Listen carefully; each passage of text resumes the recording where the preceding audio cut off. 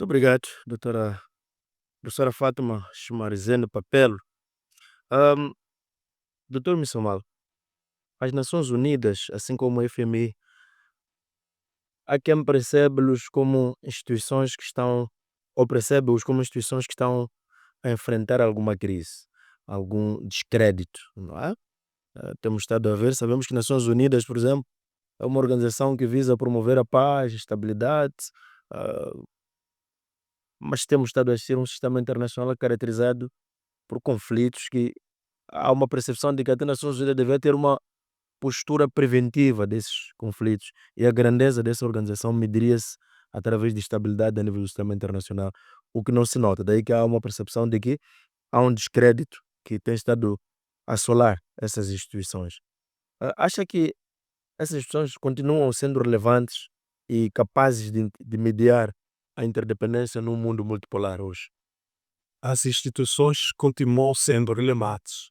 Todavia, é sim verdade que as críticas que se levantam, elas fazem sentir essas instituições, a começar pela ONU, não está a alcançar com o sucesso que nós desejávamos, os seus próprios objetivos, não é? Que levaram à sua criação. Mas ela não deixa de ser relevante. Os Estados Unidos, as Nações Unidas, são a maior plataforma de diálogo, a maior plataforma multilateral de diálogo entre os Estados. Tanto é a organização em que quase todos os Estados lá estão, vai haver uma pequena quantidade de Estados. eh, O Vaticano, por não ser no Estado dele, que são os outros Estados, a República do Saara, que tem o problema que tem, por causa de Marrocos, que não a reconhece, embora a União Africana reconheça, mas a nível das Nações Unidas ela não aparece como um Estado não precisa com todo, por todos. Temos o caso do Kosovo, que apesar de ter declarado a sua independência do, do, da Sérvia, tanto e tem mais de 100 estados que o conhecem, mas há outros que o conhecem, e a Palestina que conhecemos também. Então, a maior parte dos estados estão neste concerto. Isso que é neste organismo multilateral que são as Nações Unidas. E as suas decisões, elas deixam a desejar, é verdade, em parte, mas ainda tem sido aquela organização que é importunada, não é? Na certo entre os Estados e bastante importunada. Nós sabemos que ela sucede do ano das Nações, que deixou de existir porque, quando deflagrou a Segunda Guerra Mundial, ah, e notou-se que aquela organização já não fazia sentido por várias razões, e da sua criação era a manutenção da paz e já não havia a paz, e é por isso que ela deixa de existir. As Nações Unidas tentam, não é? Tentam a seu nível dirimir alguns conflitos, mas tem o grande problema de estruturação deste organismo, a começar mesmo do conceito de segurança, com o modo como são tomadas as decisões no Conselho de Segurança, já é um princípio grande para os problemas que as Nações Unidas. Essa é verdade que também a nível da Assembleia Geral, não é? Aí o formato das decisões é frente à votação e é a maioria que conta, mas sabemos que os grandes players a nível internacional, os Estados Unidos e os outros, jogam um papel de barganhas, mesmo em sede das próprias assembleias, os encapados, vão fazendo esta outra conquista para os Estados, para que alguns Estados votem em função dos seus interesses. Mas o grande problema, como referia, está ao nível do Conselho de Segurança.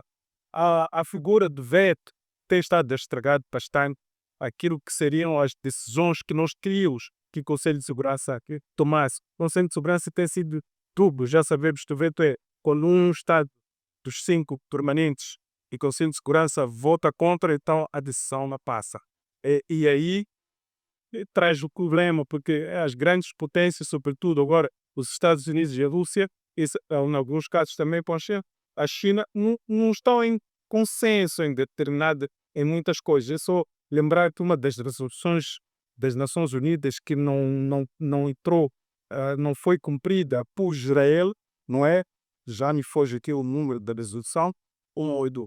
181 que dizia que Israel devia ocupar até determinado ponto alguns territórios. Simplesmente Israel não fez porque convia os Estados Unidos e sabe que nada iria para mim. Então, há aqui uma situação de dois pesos, duas medidas.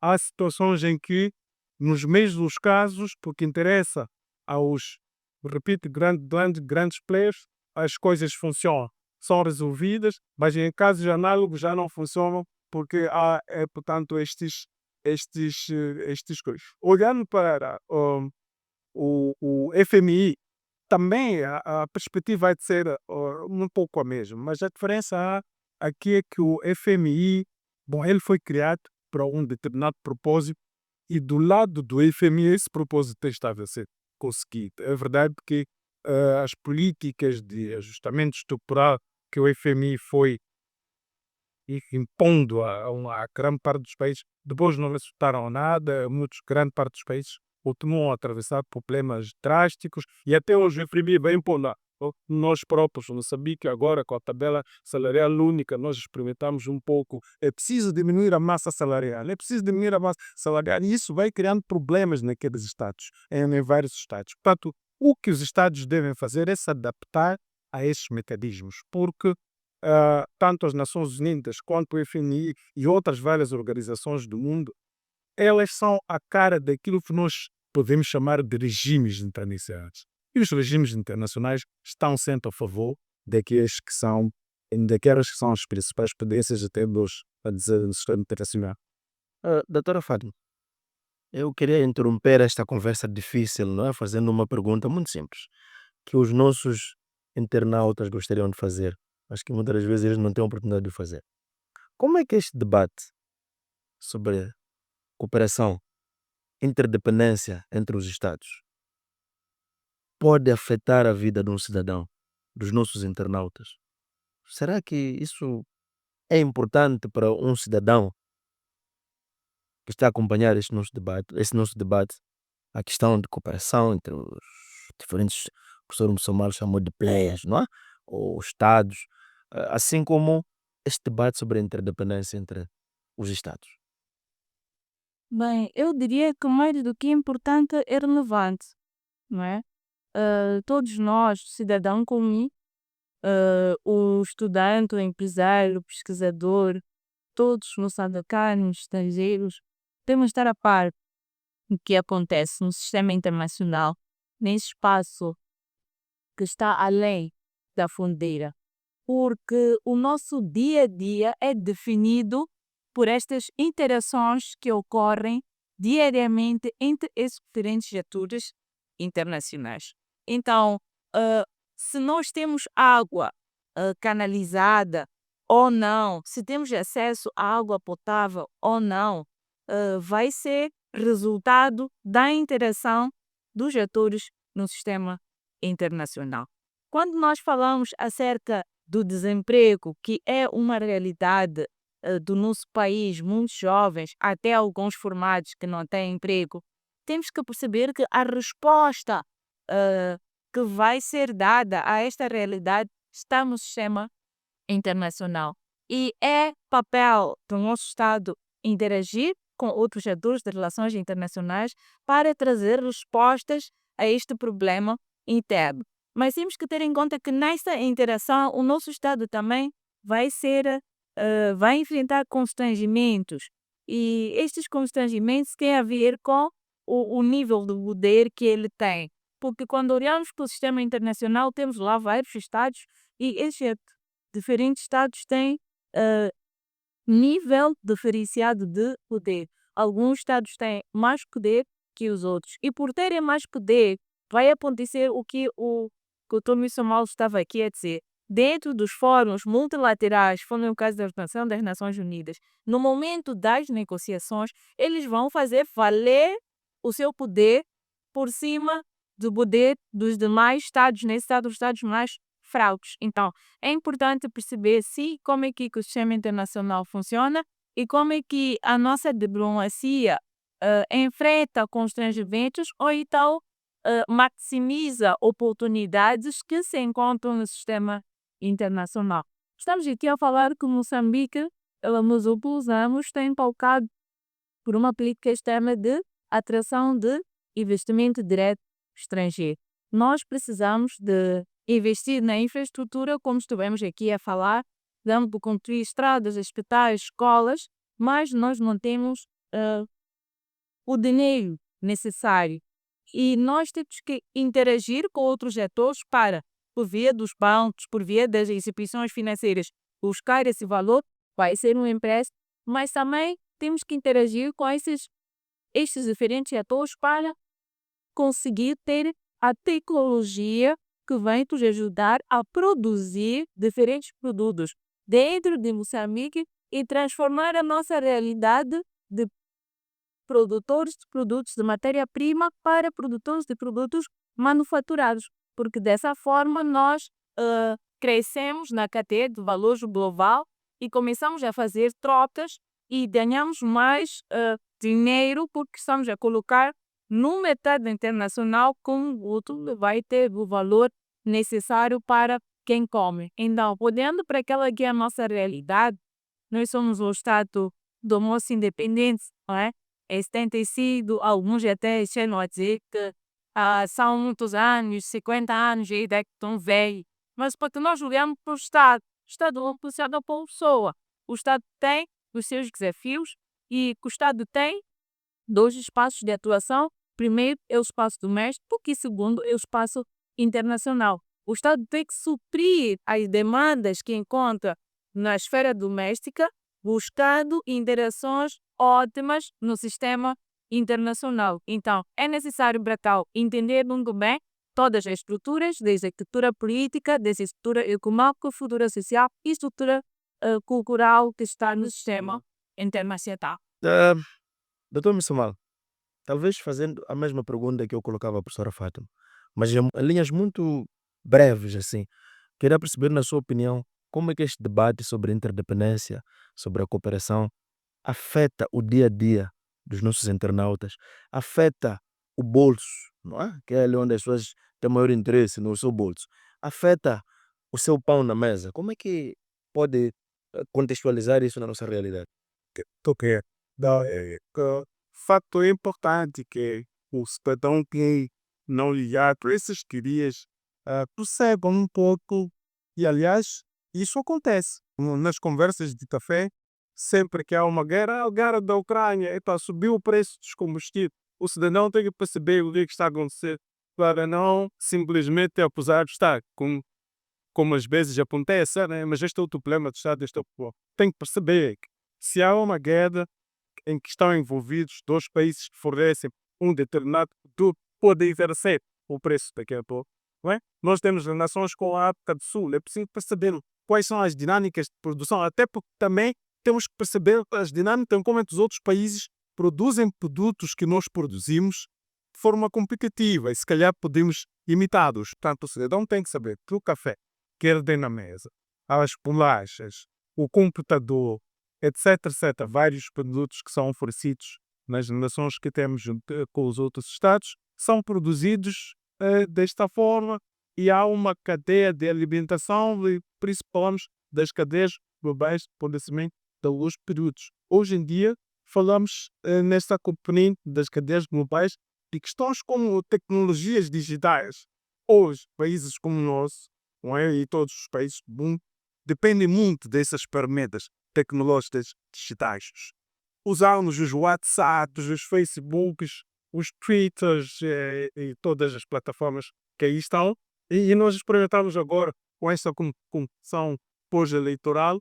Houve uma limitação do uso, não imaginado. Houve uma limitação que até é honesta, do uso de parte dessas plataformas e sentimos como se estivéssemos vontade ou tempo da escuridão, da escravatura ou seja lá o que for. Mas, de facto, vai acontecer que existem não queremos gostar muito da expressão mas existem atores que ganham bastante nesta dimensão. Hoje fala-se da Tesla e fala-se da Meta, fala-se que são empresas que ou são companhias multinacionais, de certa forma, cujo impacto nas suas decisões pode criar até problemas em alguns estados. É preciso perceber que há estados que usam plataformas monitoradas por essas companhias para, por exemplo, fazer censo da população ou para fazer eleições, por exemplo.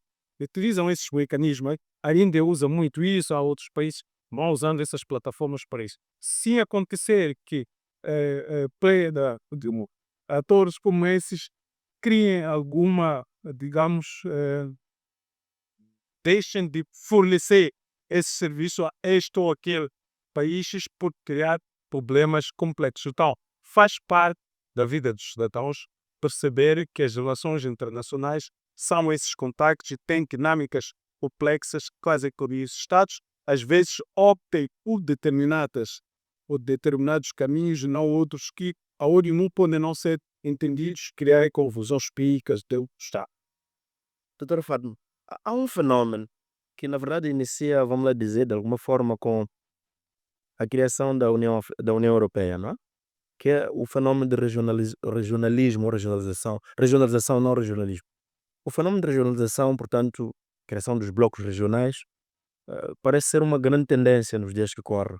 Depois da União Africana, tivemos o caso da SADC aqui na região, o caso da ASEAN, o caso da Organização, acho que da América Latina, dentre vários outros.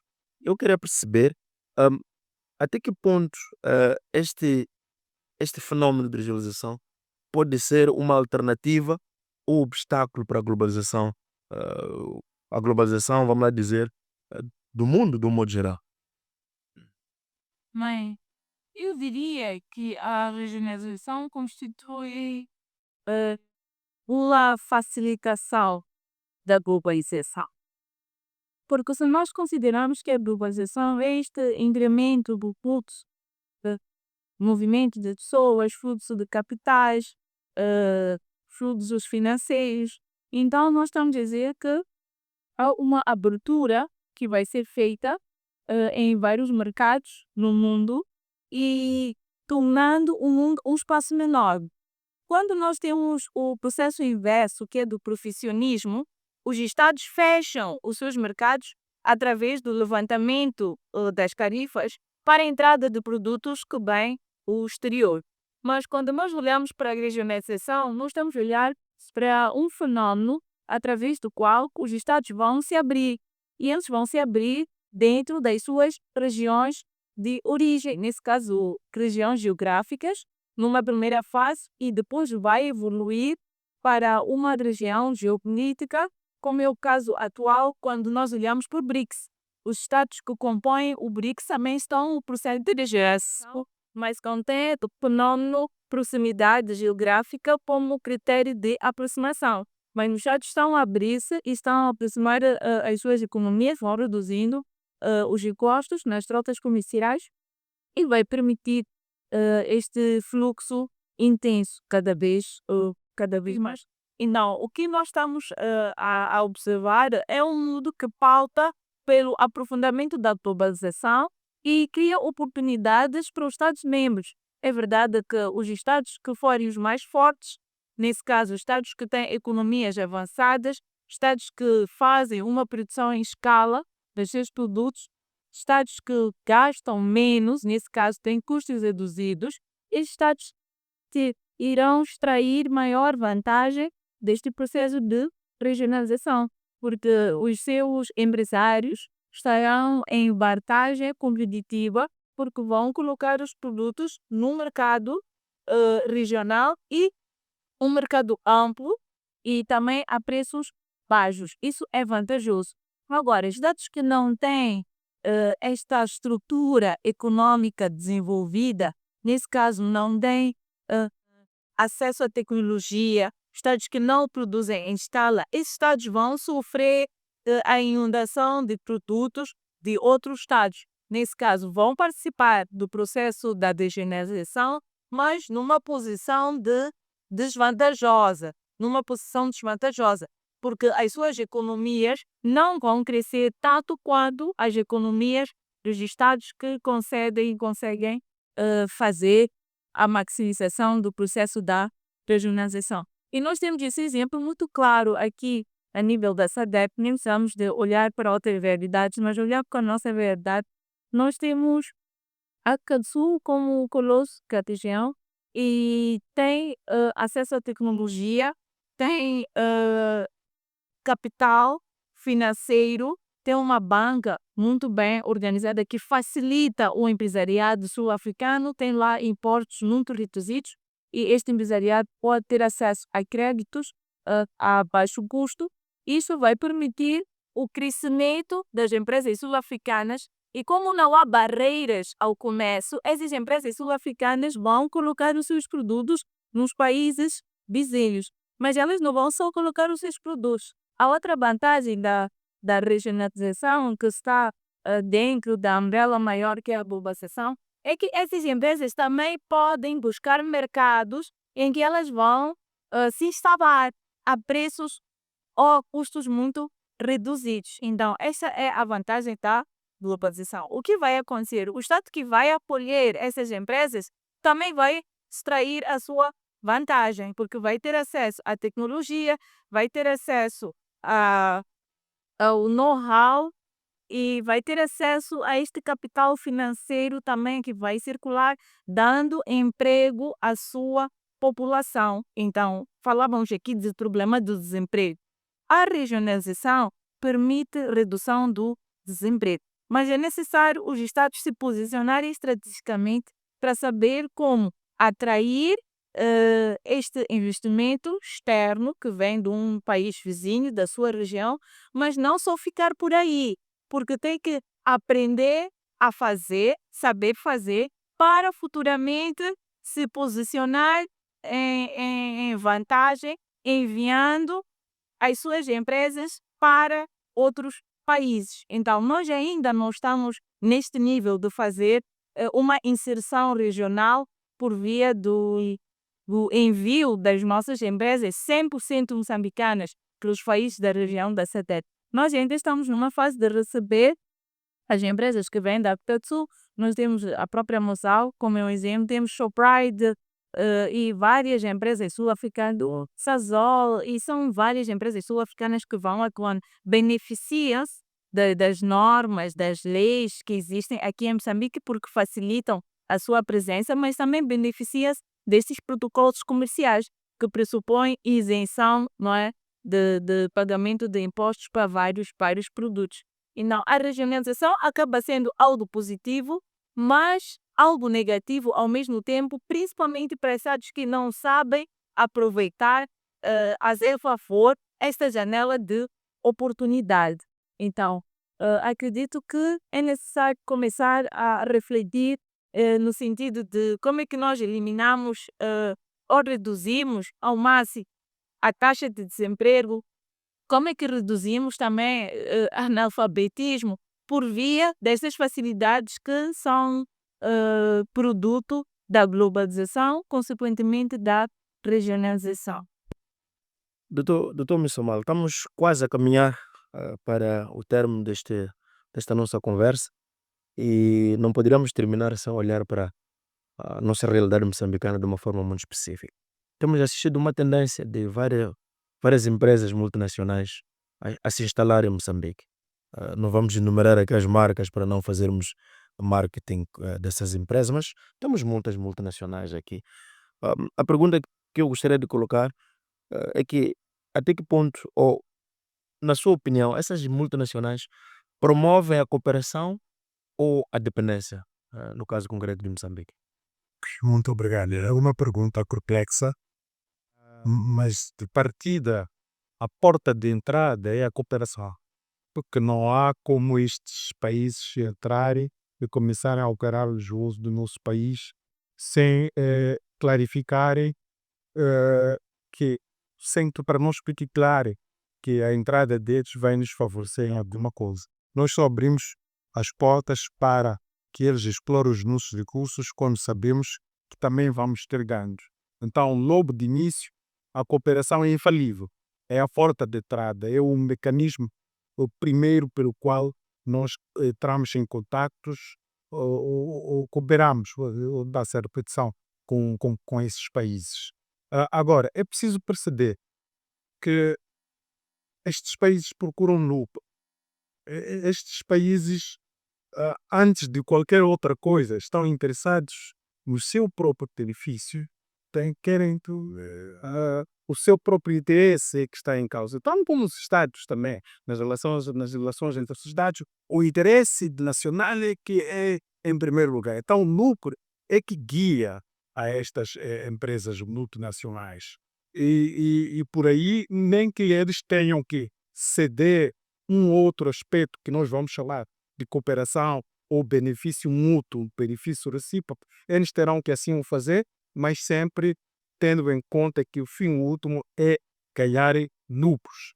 A mesma coisa, eu diria, mas antes de chegar às relações entre os Estados, hum, já não tenho certeza se não tem evidências claras, por exemplo, se os atores que estão a operar no contexto nacional, eles criaram relações de dependência. Era preciso ter informações mais arrojadas e não temos isso. A verdade é que nós ganhamos alguma coisa e seria muito difícil falar de relação de dependência em relação a essas empresas, porque o Estado é soberano, o Estado tem capacidade de, quando nota que os seus interesses nacionais, o Estado é um ator racional. Vamos voltar às teorias, não é? Eu olho o Estado como um ator racional que mede, não é? O que é que ganha e o que é que perde de uma determinada relação.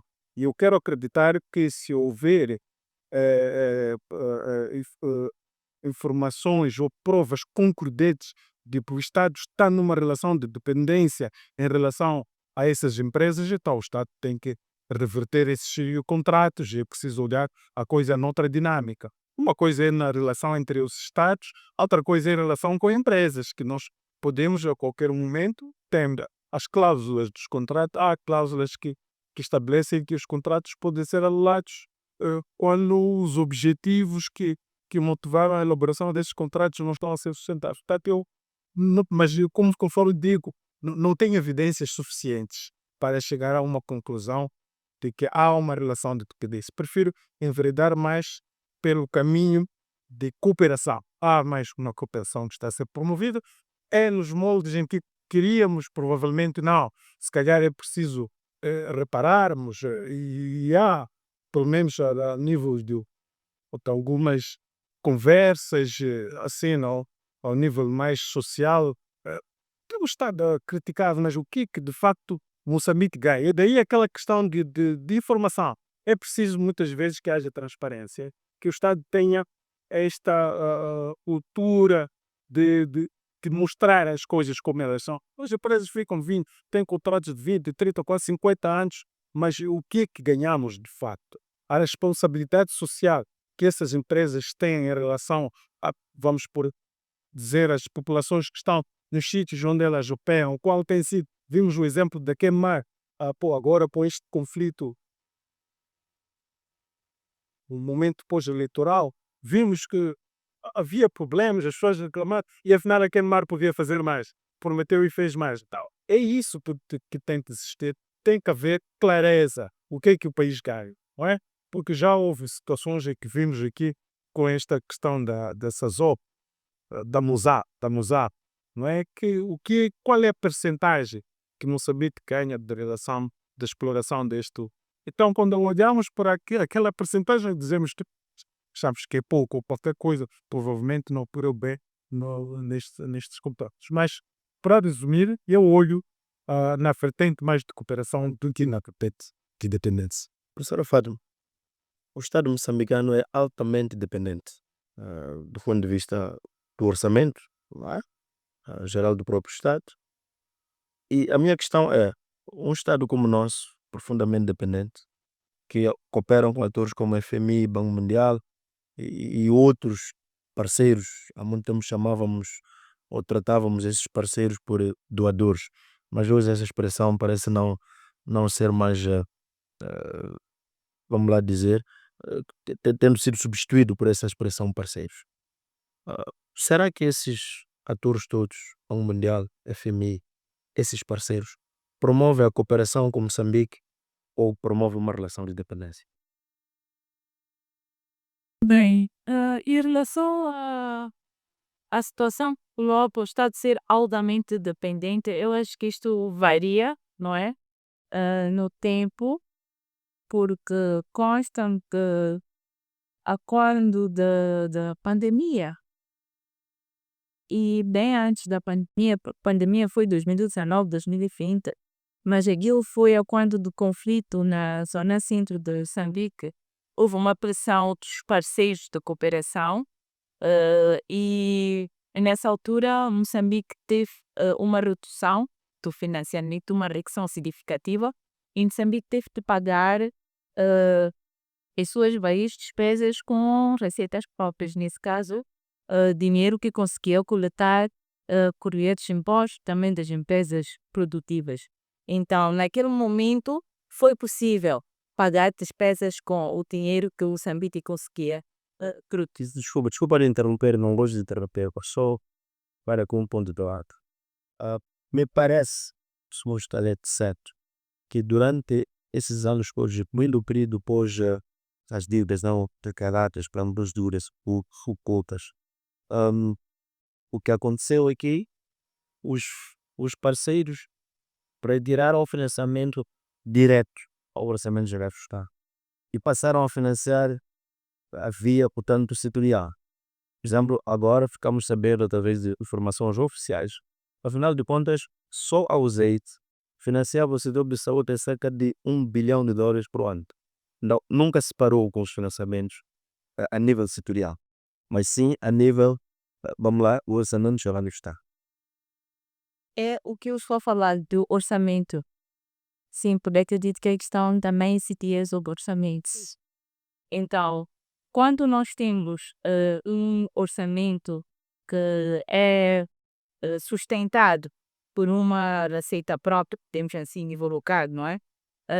Está evidente que é possível produzir e pagar o que é necessário pagar, nesse caso as despesas, com algo que é produzido aqui a nível coisa, sem precisar interferência de outros atores. Então, esta lição que nós tivemos do passado, ela tem que servir como referência para ações futuras e acredito que continuar a contar com a participação de parceiros para financiamento de vários projetos, como coloca em diferentes setores, não pode ser uma opção de longo prazo, né? Tem que ser uma opção, no mínimo, de curto prazo, né? Máximos médio prazo, mas é necessário ter um projeto, acima de tudo, um objetivo de longo prazo que visa eliminar este financiamento. Não porque estamos a descartar estas instituições como parceiras de cooperação, mas estamos a pensar numa independência econômica, acima de tudo.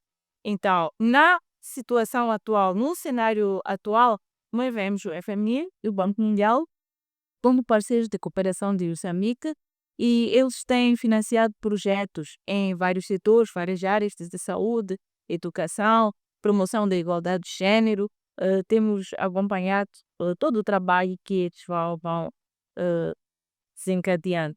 Mas é necessário ter em conta que a parceria é bem-vinda, mas que ela também tem que ter o seu fim, porque não podemos continuar numa situação de dependência, apesar de existir a cooperação. É cooperação porque nós temos a capacidade de identificar as nossas necessidades e indicar essas necessidades ao nosso parceiro de cooperação. É cooperação porque vai existir um entendimento sobre onde e como aquele valor será gasto. Entretanto, é dependência porque nós acabamos desenvolvendo uma economia que sente-se ameaçada quando esses atores alegam que não vão colocar o dinheiro e nós esperávamos. Então, essa expectativa de receber um valor que vem de fora destes parceiros de cooperação e uma expectativa constante, falamos aqui da ajuda, não é? Externa, permanente, essa expectativa tem que ser eliminada a longo prazo. Porque se nós buscamos uma autonomia, é necessário saber fazer uso das oportunidades que existem no sistema internacional e essas oportunidades apontam para possibilidades de desenvolvimento da nossa economia. Se é necessário reestruturar a economia, então isso deve ser feito. Mas o que acontece é que nós estamos numa situação em que a nossa estrutura econômica ainda apresenta heranças da estrutura econômica colonial. Então, é necessário ter a coragem de mudar, fazer reformas profundas neste setor econômico e, como eu disse aqui ao longo desta nossa interação, deixarmos de ser produtores e exportadores de matéria-prima. Nisso virão as multinacionais e vão dizer que querem extrair aquele produto, mas nós nunca transformamos. Ao transformar, nós estamos a criar mais oportunidades, estamos a dar emprego às pessoas, estamos a ter a tecnologia, estamos a desenvolver pesquisas que vão nos ajudar a aprimorar a tecnologia que é usada neste processo de transformação da matéria-prima e também estamos a criar a nossa autonomia das instituições que hoje são parceiras. O fato de hoje serem parceiras de cooperação não significa que devem ser parceiras eternas de cooperação. Se nós temos casos no sistema internacional de Estados que conseguiram pagar todo o dinheiro que foi emprestado pelo FMI para o Mundial, como é o caso do Brasil, então por que Moçambique também não pode pensar em chegar àquele nível e ganhar uma outra autonomia? Não vamos deixar de falar, mas também não vamos estar eternamente ligados a estas instituições na condição de dependentes, apesar de ser uma cooperação. Dr. Mussomalo, neste momento estamos num cenário em que discute-se muito a questão de transição energética. E a pergunta que eu queria lhe fazer, o que Moçambique ganha como benefício deste processo de transição energética, sendo atualmente Moçambique um ator relevante no setor energético de gás natural? Ok. É pergunta muito complexa. A transição energética pressupõe a passagem do uso de combustíveis de natureza fósseis, combustíveis fósseis que seriam de carvão, petróleo, o gás natural, para combustíveis mais limpos, sustentáveis, como seria ou para a energia, que falei, dizer energia. Transição energética pressupõe a passagem de uso de fontes energéticas que provém de fontes fósseis, não é? Como seria, portanto, o carvão, ao gás natural e o petróleo para fontes mais limpas, como seria a energia elétrica que nós temos aqui, seria a energia eólica e outras de solar e outras várias. O que acontece é que os descobrimentos recentes, descobertas recentes, nos apontam para estas energias, é o gás natural, é o petróleo, são coisas que nós mais temos, que não são as mais recomendáveis nesta altura. Mas a transição, ainda bem, se diz que a transição ela não é imediata. Há um processo longo que deve ocorrer a transição, até porque nós internamente nem usamos tanto gás, o gás natural não é muito usado, não sabia. As quantidades de gás que nós temos usa-se mais para exportação de uso interno. Nas cidades é que são poucos contra as pessoas que vão usar fogão a gás, em períodos simples das cidades apenas, mas se entrarmos um pouco para os distritos, etc., já não vamos incorporar esta realidade, muito menos carros movidos, não é a nossa prática aqui no nosso país. Mas o que é que deve acontecer? Então nós ficamos entre a espada e a parede, não é? Aqueles recursos que de facto temos dotação atualmente são os recursos que daqui a pouco vão ser já são os menos recomendáveis e daqui a pouco a abertura para esses produtos vai diminuir dentro dos anos, porque a tônica dominante é esta, mudar estas fontes de energias para energias.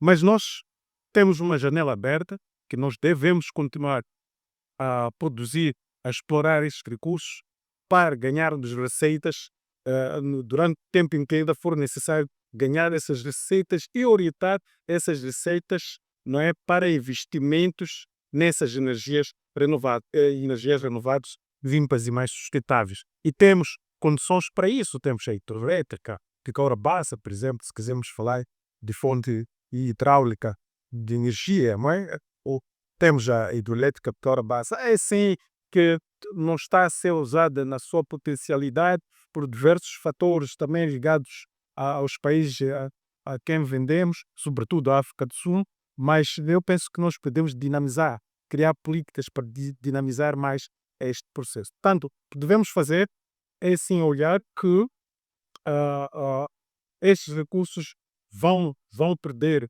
a procura ao longo do tempo, mas enquanto ainda temos possibilidades, porque são produtos muito procurados, enquanto ainda temos possibilidades, infelizmente, em relação ao gás natural, pelo menos na bacia do lado norte do Rovuma, na bacia do Complicado de 13, eu preciso saber, especialmente do Rovuma, muito obrigado. Na bacia do Rovuma, temos o problema que temos, não estamos a usar com toda a potencialidade, mas eu penso que se for resolvido este problema de terrorismo, temos que avançar com maior dinamismo e depois com os lucros que tivemos, com as receitas que tivemos, alocar nas ideias, alocarmos para.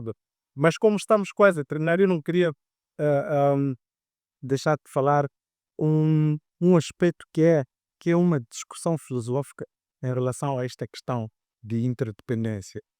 Há uma ideia, sim, dizíamos no início, que os países, quanto mais precisarem uns dos outros, e começávamos logo com as relações comerciais, né, que são das que mais fazem que outros países se ajudem. Então, os países, eles dependem uns dos outros, têm elementos de conexão que fazem com que os países dependam. Seriam as trocas comerciais, hoje as próprias tecnologias digitais, internet, etc. A cultura, questões culturais, política, a própria luta contra as questões climatéricas que envolvem-nos a todos os países do mundo. Então, esses são os grandes elementos de conexão que faz com que os países fiquem interdependentes a nível global. Esta é uma tese, mas parece estar a existir uma antítese agora, de que os mesmos elementos agora fazem com que os Estados entrem em guerra uns contra os outros. Guerra não no sentido de uso das armas, mas guerra econômica, guerra a ataques cibernéticos. Tanto se os elementos, a tecnologia digital é um elemento de conexão. Agora você pode fazer um ataque cibernético e há Estados que compram hackers para fazer ataques a outros Estados. Então, parece que há uma antítese aqui, e se olharmos para esta questão digital, agora mesmo com este conflito entre a Rússia e a Ucrânia, o que os Estados Unidos fez com o apoio da ONU foi bloquear a Rússia do sistema SWIFT. O sistema SWIFT é mais ou menos o sistema de telecomunicações financeiras interbancárias, que significa que os pagamentos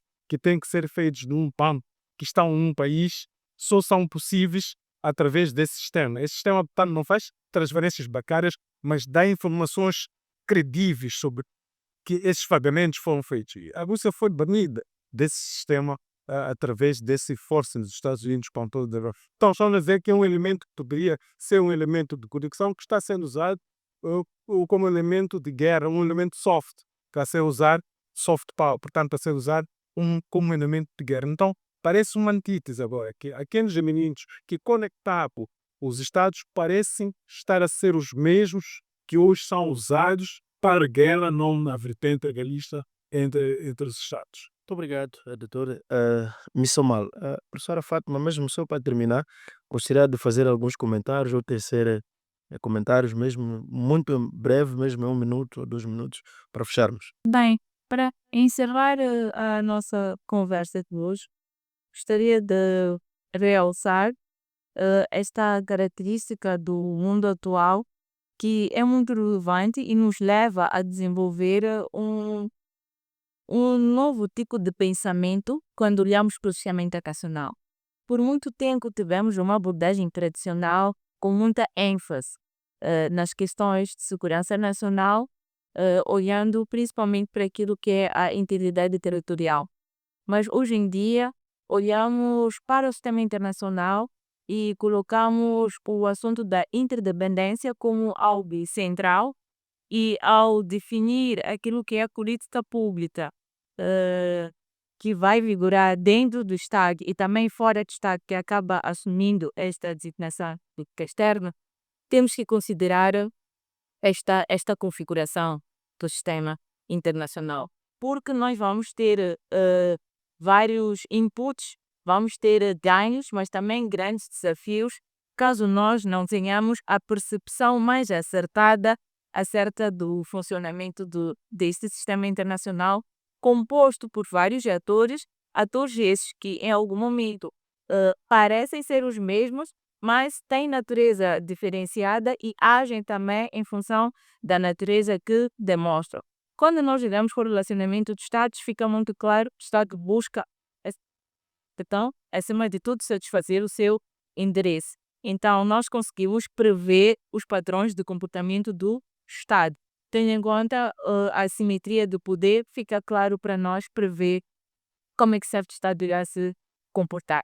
Mas quando entra para esta equação internacional, a existência de corporações multinacionais que têm muito dinheiro, são empresas que movem somas avultadas e fazem de tudo para ter o lucro, como dizia aqui o meu colega. Então, nós vamos encontrar até alguns conflitos a serem travados para que estas empresas possam satisfazer os seus interesses econômicos. Então, é necessário que o Estado consiga decifrar o que vai acontecer no sistema internacional, tendo em conta com quem vai se relacionar, qual é a proveniência desse ator, qual é o objetivo, qual é o interesse desse ator. Então, é mesmo para trazer aqui esta necessidade de desenvolver, acima de tudo, um pensamento estratégico e, com base nesse pensamento estratégico, desencadear ações estratégicas que visam alcançar o objetivo do Estado, acima de tudo, neste sistema internacional cada vez mais interligado, mais conectado e mais complexo. Muito obrigada. Caros internautas, telespectadores, assim fizemos mais um episódio de Podcast. Cooperação ou dependência, o dilema da interdependência global foi o tema que foi, portanto, objeto de debate nesta edição de hoje. Para esta edição, contamos com a presença da professora Fátima Chamarizete Papel, contamos também com a presença do Dr. Dionísio Missomal, a quem nós agradecemos pela presença. Próxima semana a mais e agradecemos profundamente pelo carinho e pela audiência.